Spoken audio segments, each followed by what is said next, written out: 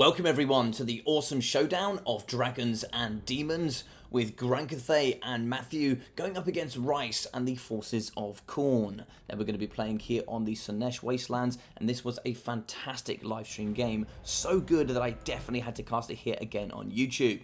Now going pretty traditional is Rice, a very good anti-infantry frontline here with bucket loads of armor. We are going to be having 2 units of the Bloodletters backed up by 4 units of the Chaos dual weapons. These bad boys, anti-infantry and bucket loads of armor, going to make them very powerful in the front. So for the lore choice, we are going to be having Skarbrand, the man, the myth, the legend, with so many amazing melee stats. He's going to be having Slaughter and Carnage, fueled by Rage, as well as the Rage Embodied, Wrathful Reaper, and the Bellow of Endless Fury. So coming with all of his kit, looking very scary indeed.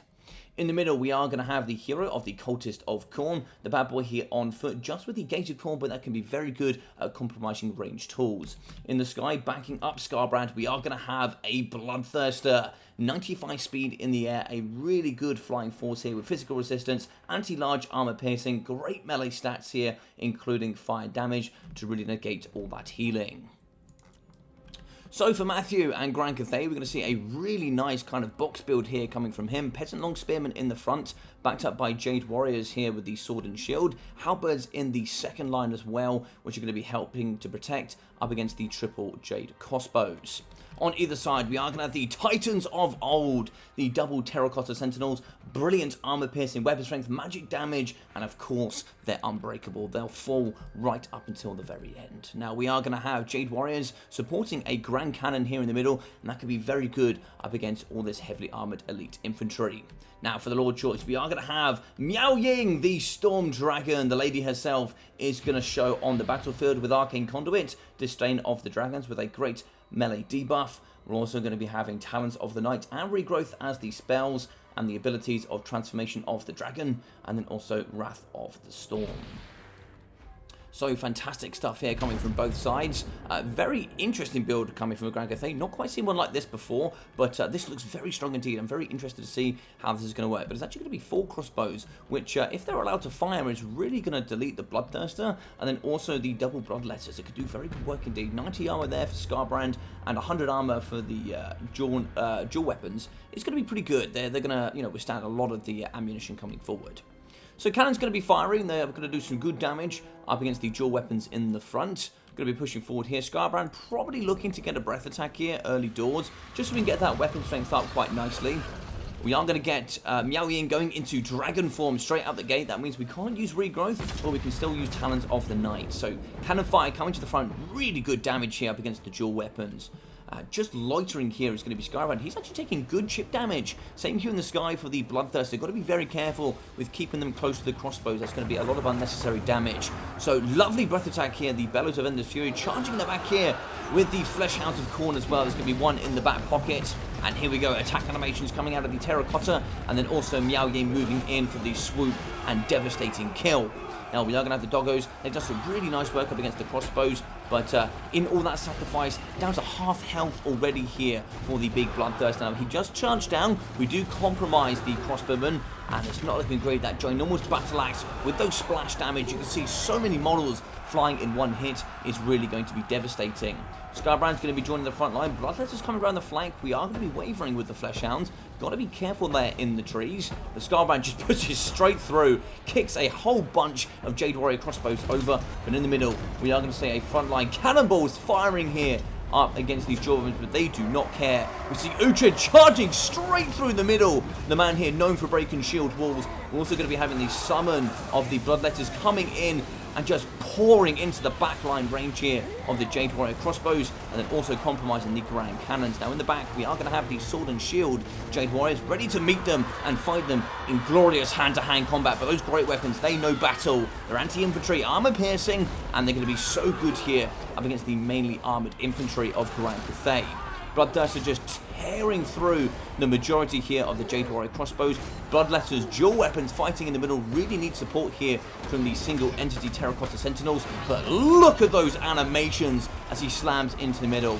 Now we are going to get here in the middle a nice air effect, armor-piercing damage. The Talons of Night really will tear apart the dual weapons. A second breath attack coming out of Skarbrand down the line here of the Jade Warrior crossbows, and the front line here of Cathay is really falling apart.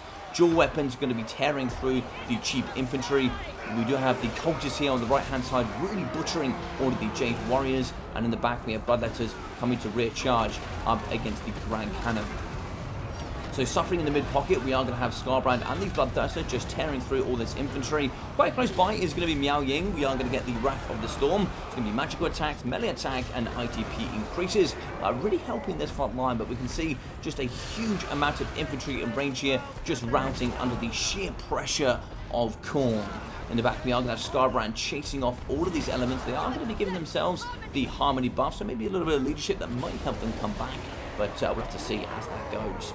In the middle, Bloodletter is going to get compromised by Miao Ying. A little bit of help here from the cheap peasants.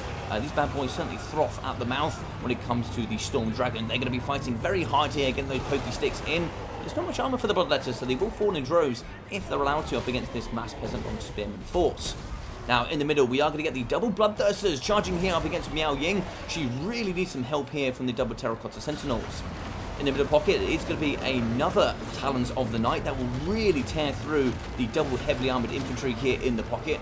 Also, the magic damage is going to be very good on the Bloodletters of Khorne, paying quite a bit there for physical resistance as Daemons. They really will suffer up against any magical attacks here on the battlefield. Now, as we can see, ITP, now that removes there when we lose Frenzy. Frenzy is removed when we go below 50% leadership. And as you can see, they're all going to be wavering and also getting broken here. Some will get terror routed as they lose that protection against terror. Now, they're going to be getting slammed here by the Sentinel, who is kind of going in and out of getting his harmony buff. Probably because he's quite close to the Grand Cannon crew. But Miao Ying, she's going to get away. We do have regrowth in the pocket, but we do have to go back to human form. And in the back, the mobility of the Bloodthirsters really compromising and pulling apart this Grand Cathay force. Now, they're just going to be shredding in the backside here up against both of these infantry units. And that's probably going to be all they wrote there in the backside.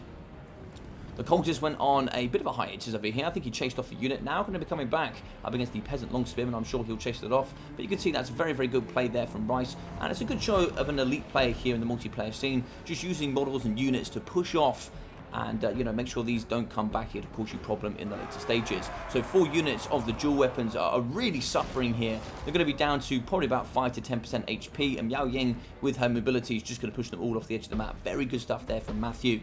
Terracotta Sentinel's going to be pulling through. We have halberds here and sword and shield Jade warriors. This is something we really don't want. We don't want one Terracotta Sentinel pushing on his own. Lovely breath attack there through the Jade Warrior halberds. A key target to take down. The anti-dodge and armor piercing is devastating up against the Bloodthirsters. Now, one is going to be on his own. He's going to get kind of ganged up on here. That's why the other Terracotta does need to get in here and start helping. But here we go. It's going to be a fight of old. We are going to be having the Sentinels going up against the Demons with the biggest and best battle you've probably ever seen here in Warhammer. And we have the big boys really going to town on these Demons. Now, he's going to be down to 5,000, no, below 5,000 HP now. He's going to be getting slaughtered. Scarbrand using the Wrathful Reaper. He is going to rampage, but that is going to give him plus 50% damage there to his weapon stats. 1.2k weapon strength is going to be tearing through this big single entity monster. Now, we really do need to get Miao Ying back in here, maybe getting out of dragon form, getting a couple of regrowths here for her unbreakable sentinels. In the back, we have 4 returning infantry units. It looks like here we are going to be transferring. Miao Ying just used a lot of her HP there, going back to human form. And we are going to be getting a regrowth for the Terracotta Sentinel down to 1.4k. We might be able to get some good healing. Yeah, very nice stuff, but he is going to be on fire, which means I believe that's going to be less healing overall.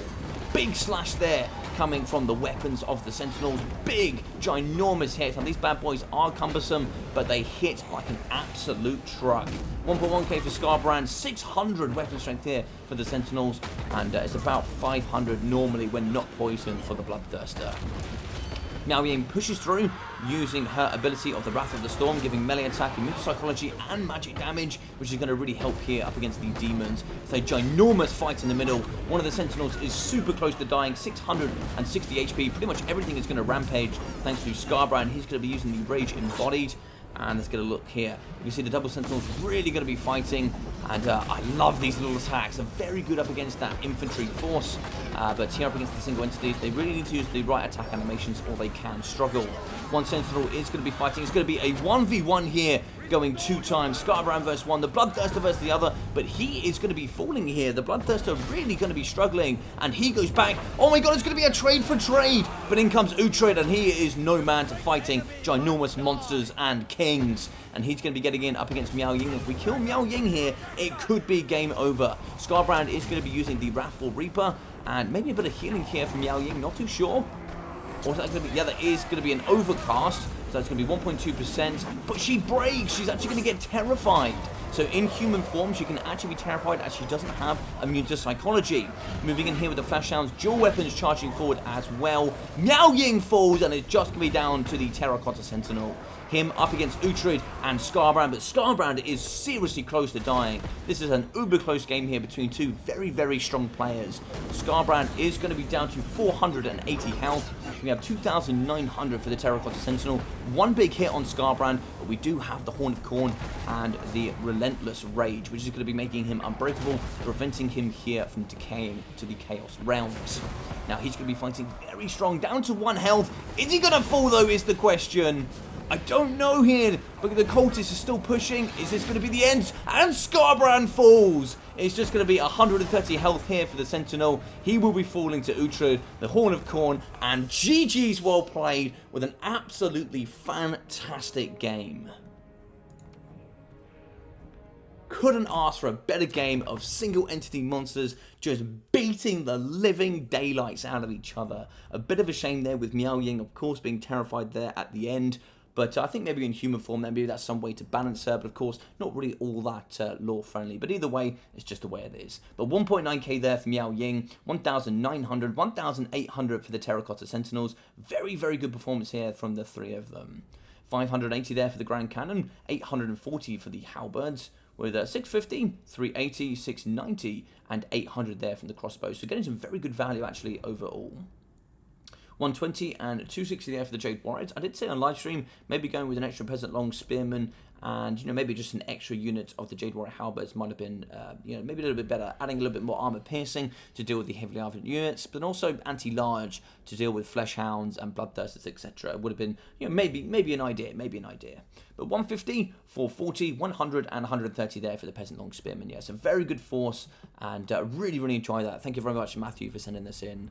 But 194 kills, 5,800 damage value for Scarbrand.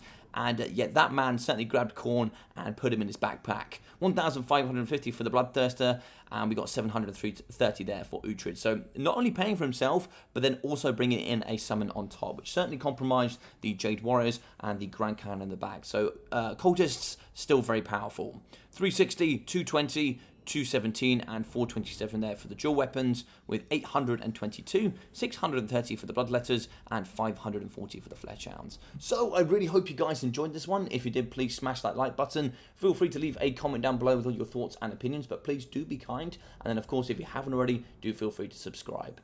Check out that description where you can find all my other social media platforms, including Discord and Twitch. And I've been your boy Logic. Take care of yourselves, and I'll see you all very, very soon.